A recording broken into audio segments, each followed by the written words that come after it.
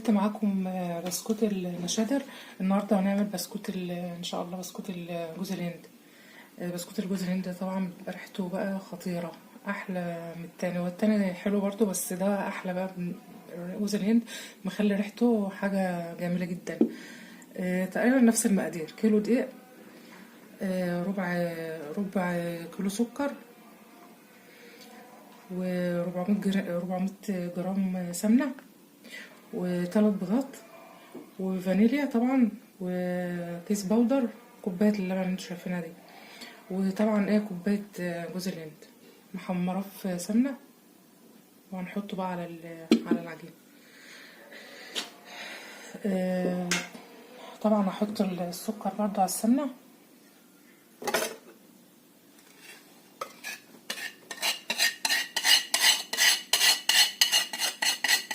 ونضربهم مع بعض.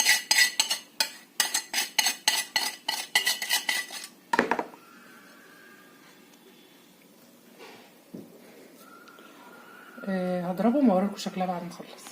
دي شكلها بعد ما اتضربت، تبقى زي الكريمه كده البيض. وهنزل بقى بالبيض، 3 بيضات اهو، وهستمر في التقليب.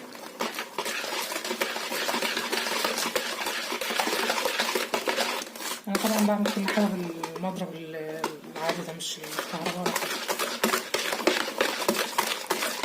وهقلب واستمر في التقليب، وبعدين احط البشر بقى ريحته جميله جدا.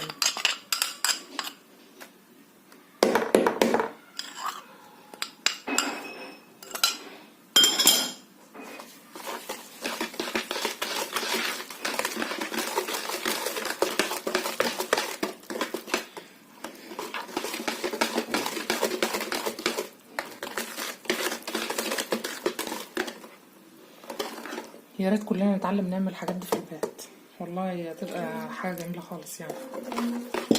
منها وفرتي ومنها عارفه انت عامله ايه.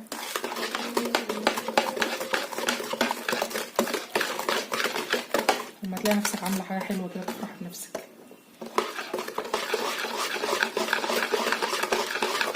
ماشي، انا هضيف بقى الدقيق واحده واحده، وبعد كده هوريكم شكل العجينه. اهي هنلم كل الدقيق كده في الحاجات السائله لغايه ما تبقى عجينه بالشكل ده.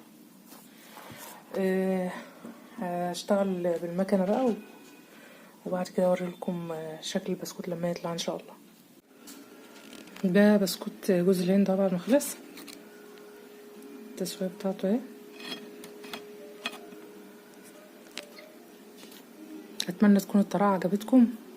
يا ريت بقى ما تبخلوش علينا بلايك وتعليق، وتشاركوا الفيديو مع اصدقائكم. مستنياكم في فيديوهات جديده. كل سنه وانتم طيبين.